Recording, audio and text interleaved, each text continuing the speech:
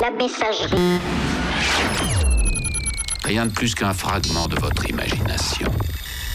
Alors, bienvenue dans la messagerie. Habituellement, je fais ce podcast en compagnie de mes amis Quentin, Lucie, Caroline. Mais aujourd'hui, ils ont décidé de se désolidariser et pour cause. J'avais envie de parler d'un film que j'ai aimé il y a longtemps, mais bon bref, je l'ai aimé et j'aime parfois le regarder. C'est une sorte de plaisir coupable. Monsieur le Président, la télévision russe souhaiterait que vous leur parliez de votre vie à la Maison-Blanche. Air Force One, réalisé par Wolfgang Petersen en 97, dans le rôle du héros et en rôle star Harrison Ford et son antagoniste joué par Gary Oldman. Faute d'avoir mes comparses à mes côtés, je vais dialoguer avec, honte à moi, une IA qui apparemment est très consciente du cinéma. Bonjour Gemini. Bonjour Loïc, comment puis-je t'aider aujourd'hui ? Pourquoi est-ce que j'ai aimé Air Force One de Wolfgang Petersen sorti en 97 ? Tu as probablement aimé Air Force One pour son efficacité redoutable en tant que huis clos d'action. Le film brille par son rythme haletant et la confrontation iconique entre l'héroïsme d'Harrison Ford et le charisme glacial de Gary Oldman. L'unité de lieu, le scénario high concept, c'est le mélange parfait du film politique et du film... Attends, stop. C'est pas un truc déjà qu'on avait fait avec Die Hard ? Tout à fait. Le concept du die hard dans un lieu est devenu un standard après 1988. Air Force One est littéralement un die hard dans un avion. Isolement total. Le héros est seul. D'accord, on connaît. Mais c'est quand même pas aussi bien qu'un John McTiernan. C'est vrai, John McTiernan, Die Hard, Predator, a une maîtrise de la mise en scène et du mouvement que peu égale. Là où Petersen mise sur l'efficacité brute du suspense, McTiernan utilise la caméra pour rendre l'espace géographique presque vivant. McTiernan révolutionne le film d'action par la gestion du cadre et l'intelligence tactique du héros. Petersen reste sur une structure plus classique et patriotique, typique des grosses productions de 1997. Ouais, mais Air Force One est un excellent divertissement. Oui, voilà. Mais en fait, on est quand même sur une grosse merde patriotique, Amérique bien pensante, telle qu'on la fantasme, en fait, avec Harrison Ford en beau gosse et un Gary Oldman méchant communiste. C'est l'essence même du blockbuster clintonien. Le film coche toutes les cases du fantasme américain de l'époque. Le président guerrier, un leader qui ne négocie pas et sort les points. Manichéisme total. Le méchant est un vestige de la guerre froide, sans nuance. Propagande assumée. C'est un spectacle de soft power où les États-Unis sont les sauveurs du monde. C'est techniquement efficace, mais idéologiquement très lourd. Alors, pourquoi est-ce que je trouve des films de cette période attends. Donc j'ai un plaisir coupable à aimer ce film. Pourquoi ? C'est à cause de Jerry Goldsmith, tu crois ? Le charisme de Will Smith porte souvent des scénarios fragiles. Je te parle de Jerry Goldsmith, le compositeur. Autant pour moi, son talent pour transformer l'atmosphère d'un film est immense. Goldsmith avait ce don rare de rendre une œuvre mémorable par sa musique, même quand le scénario bâclait. Oui. Sa capacité à mélanger leurs... Oui, et puis même, il avait aussi quand même la capacité à mettre de l'action là où il n'y en avait pas. Il se passe des fois pas grand-chose, mais la musique, elle te fait croire que oui, non ? C'est exactement sa force. Il composait avec une énergie cinétique incroyable. Même dans une scène de transition, ses percussions asymétriques et ses cuivres nerveux créent un sentiment d'urgence qui muscle la mise en scène.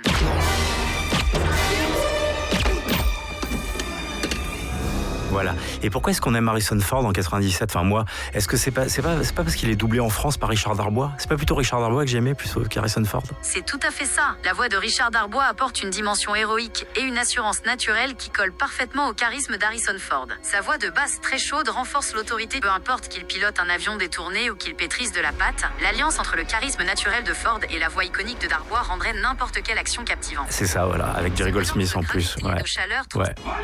Bonjour, je suis nouveau boulanger. Est-ce que vous préférez des chocolatines ou des pains au chocolat ? Faites vite, on est à Lyon ici.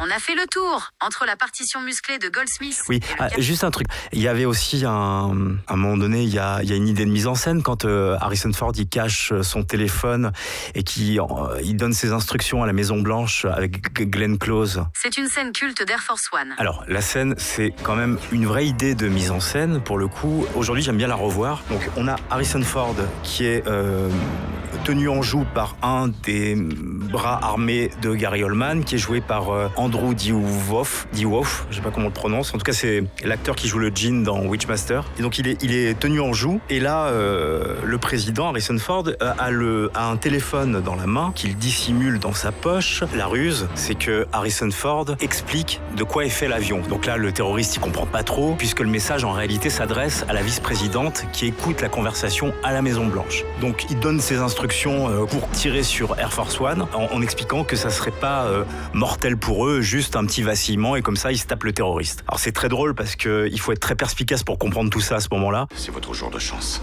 Que peut faire mon vice-président? Dire au F-15 de tirer sur l'appareil? Il s'adresse à nous. On ne mourra pas.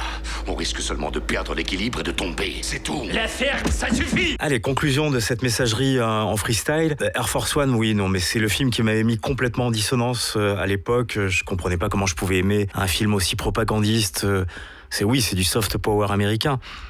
Néanmoins, on a toute l'iconographie d'Harrison Ford dans un même film. À des moments, on a l'impression de voir Indiana Jones sur les plans serrés. À d'autres moments, il y a des plans du cockpit qui sont blindés de 3D, enfin de CGI. Ça m'a fait penser à l'époque quand ils avaient retapé les Star Wars avec du bleu dégueulasse pour la sortie de l'épisode 1, mais malgré tout, je me dis tiens, c'est peut-être un clin d'œil. Enfin voilà, peut-être que j'ai vu des choses qui n'existent pas, hein, mais c'est comme ça que je le ressentais en tout cas à l'époque, ça c'est sincère. Il y a la musique de Jerry Goldsmith qui reprend sa partition de Rambo 2, qui modifie à quelques accords près. Voilà, ça fonctionnait sur moi, je sais pas si bon, voilà. Et puis évidemment, il y a d'autres biais qui font qu'on aime certains films quand on est ado. Mon Dieu, dépêchez-vous un peu. Si vous vous trompez de fil, monsieur le président, ça arrête les turbos et l'avion s'écrase. Et là, évidemment, il vaut mieux pas se tromper de fil. C'est parce qu'il y a une VF déjà extraordinaire avec Richard Darbois. Dominique Collignon-Morin, on l'a pas nommé, mais oui, sur Gary Oldman, ça fait vraiment peur, l'accent russe. Non, dites-moi ce que je veux entendre, ou j'exécuterai un membre de votre putain d'état-major, et je jure que cette fois, je tuerai un otage par minute, et jusqu'à ce que l'avion s'écrase, ou que le ravitaillement arrive. Voilà. En tout cas, n'oubliez pas de liker, partager la vidéo. Richard Darbois, je m'adresse à vous. N'oubliez pas que si jamais vous voulez écouter la messagerie, il faut croiser le fil vert avec le fil bleu. Avec le quoi? Alors, le croiser avec le quoi? Répétez ça. Croiser le fil vert avec... Avec... Oh, merde. La messagerie. Rouge, jaune, vert, blanc et bleu.